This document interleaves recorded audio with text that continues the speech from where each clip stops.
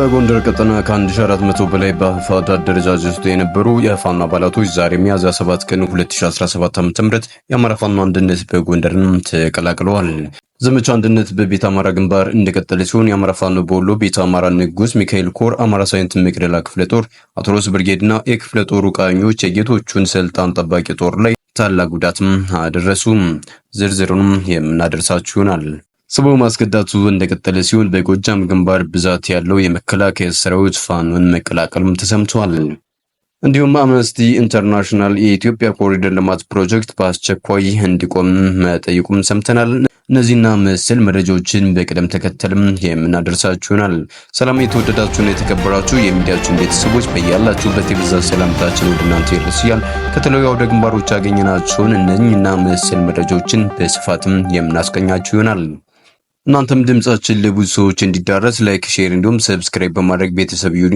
ቀጥታ ወዳገኘናቸው መረጃዎች አለፍን። ከ1400 በላይ በአፋሕድ አደረጃጀት ውስጥ የነበሩ የፋኖ አባላቶች ዛሬ ሚያዝያ 7 ቀን 2017 ዓ.ም የአማራ ፋኖ አንድነት በጎንደርን ተቀላቅለዋል። በአቀባበል ስነ ስርዓቱ ላይም የአማራ ፋኖ አንድነት በጎንደርን የሚመሩት የበላይ ጠባቂ አባት አርበኞች ከፍተኛ የወታደራዊና ፖለቲካዊ አመራሮችን ጨምሮ የሃይማኖትና የሀገር ሽማግሌዎችም ተገኝተውበታል። ዘመቻ አንድነት እንደቀጠለ ሲሆን የአማራ ፋኖ በወሎ ቤተ አማራ ንጉስ ሚካኤል ኮር አማራ ሳይንት መቅደላ ክፍለ ጦር አትሮስ ብርጌድና የክፍለ ጦሩ ቃኞች የጌቶችን ስልጣን ጠባቂው ጦር ላይ ታላቅ ጉዳትም አደረሱም።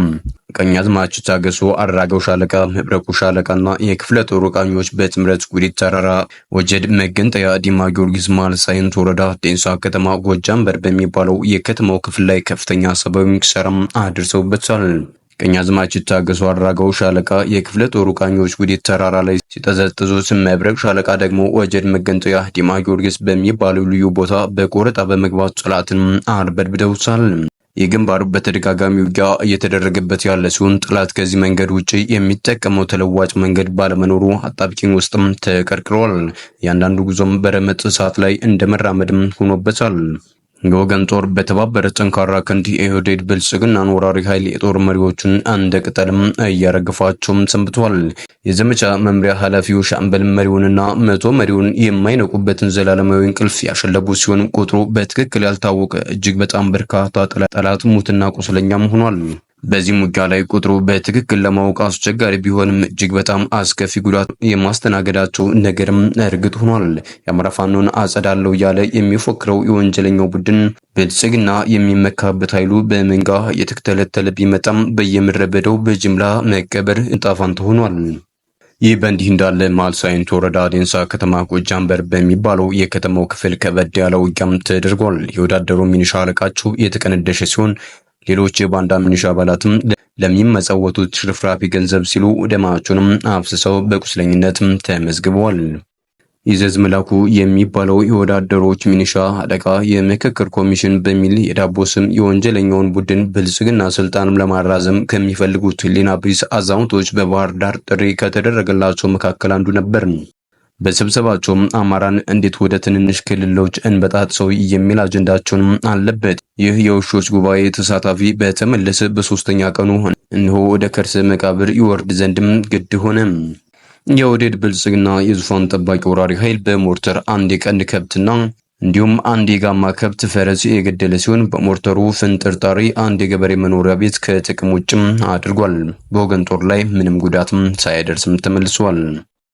27ኛ ቀኑን በያዘው ዘመቻ አንድነቱ ባንታ ባተ ክፍለ ጦር ታላቅ ድል ተቀዳጀች። የአማራ ፋኖ በወሎ ቤተ አማራ ላስታ ሳምነው ኮሩ ባንታ ባተ ክፍለ ጦር ስር በአርበኛ ፋኖ አስፌ አበጋዝ የምትመራው ሁለተኛ ሻለቃ ዋድላ ወረዳ ከኮን ከተማ ወደ የኔጃ የምትባል የገጠር ከተማ ሲንቀሳቀስ የነበረውን የብልጽግናውን በረሃ አስጠባቂ ሚሊሻና አድማ ብተና ጉቻት ከምትባል ቦታ ላይ ደፈጣ በመያዝ ሚያዝያ 6 ቀን 2017 ዓ.ም 11 ሰዓት ተኩል እስከ ጠዋቱ 12 ሰዓት ከሩብ ለ45 ደቂቃ በፈጀ ኦፕሬሽን ሚሊሻና አድማ መከላከል ሙትና ቁስለኛ ያደረጉ ሲሆን ብዛት ያለው ክላሽም ከነተተኳሹ በመማረክ የተረፈውን ሙትና ቁስለኛም እያንጠበጠበ ወደ ነበረበትም ኮን ከተማም ሰርጥቷል። መዳረሻው ድልና ነጻነት የሆነው የአማራ ህዝብ ተጋድሎ በዘመቻ አንድነት ተጠናክሮ ይቀጥላል ሲል የአማራ ፋኖ በወሎ ቤተ አማራ ላስታ ሳምነው ኮር ህዝብ ግንኙነት ኃላፊ ፋኖ ቢሆንም ቢያብንም ለሚዲያችንም ገልጿል። ስቦ ማስከዳቱ እንደቀጠለ ሲሆን ከጎንቻ ሲሶ እነሲ ወረዳ ከባርጃሎ ቀበሌ ታሪኩና አብሲ አለሙ የተባሉ የጠላት ሰራዊት አባላት የነበሩ ከወርዲያ ቦታ አንድ ቁም ክላሽ እንዲሁም አንድ ጥቁር ክላሽ በመያዝ ከነሙሉ ትጥቃቸው የአማራ ፋኖ በጎጃም 8ኛ በላይ ዘለቀ ክፍለ ጦር ሶማ ብርጌድ ነበልባሏ የናይ ሻለቃንም ተቀላቅለዋል። በተያያዘ መረጃም የቢቱ ድል መንገሻ ጀንበሬ ብርጌድ አንደኛ ሻለቃ ዛሬ ዳንግላ ወረዳ ጉምደሬ ቀበሌ ላይ ጠላትን በደፈጣም ሲያደባዩትም ቆይተዋል። የአማራ ፋኖ በጎጃም የ3ኛ ጎጃም አገው ምድር ክፍለ ጦር ቢትወደድ መንገሻ ጀንበሬ ብርጌድ በቀን 78ኛ ወር 2017 ዓ.ም ከዳንግላ ወደ ኮሶበር በሚወስደው መንገድ ላይ ጉምደሬ ቀበሌ ላይ በፓትሮል ላይ በነበረ የጠላት ኃይል በተሰነዘረ ጥቃት ከ10 የሚደርሱ ያገዛዙ ወንበር አስጠባቂ የሰራዊት አባላት ወደ ሰማይ ሲሸኙ የፓትሮል ሹፌር የነበረም አንዲት ሴት ወታደርን ጨምሮ ለጊዜው ቁጥራቸው ያልታወቁ ደግሞ ቆስለዋል። ኦፕሬሽኑን ኮማንዶ መቶ አለቃ ያረጋል ጫኔ የብርጌዱ ዘመቻ ክፍል ኃላፊና ፋኖ አለልኝ ንብረት የአንደኛ ሻለቃ ዘመቻ ኃላፊ በሚገርምና እና ቅንጅትም መርተውታል። አምነስቲ ኢንተርናሽናል የኢትዮጵያ ኮሪደር ልማት ፕሮጀክት በአስቸኳይ እንዲቆም ጠየቀም። አምነስቲ ኢንተርናሽናል በአዲስ አበባና ሌሎች አካባቢዎች ያለ ተገቢ ምክክር፣ ካሳ ወይም ህጋዊ ጥበቃዎች በግዳጅ ከቤት ማፈናቀል እየተፈጸመ መሆኑን በመጥቀስ የኢትዮጵያ ፌዴራል መንግስት የኮሪደር ልማት ፕሮጀክትን በአስቸኳይ እንዲያቆም ጠየቀም። የሰብአዊ መብት ተሟጋች ድርጅቱ ትናንት ባወጣው ሪፖርት በ2016 ዓ.ም የሰብአዊ መብት ተሟጋቹ ድርጅት ትናንት ባወጣው ሪፖርት በ2016 ዓ.ም ዳር ወር ቢያንስ 872 ሰዎች በአዲስ አበባ ከተማ ቦሌና ለሚ ኩራ ክፍለ ከተሞች ከቤታቸው መፈናቀላቸውንም በምርመራው ማረጋገጡንም ገልጿል። ከሰዎቹ ጋርም በቂ ምክክርም አለማድረጉንም ማስጠንቀቂያ እንዳልደረሳቸውና ካሳም እንዳልተሰጣቸው ሪፖርቱም አመላክቷል።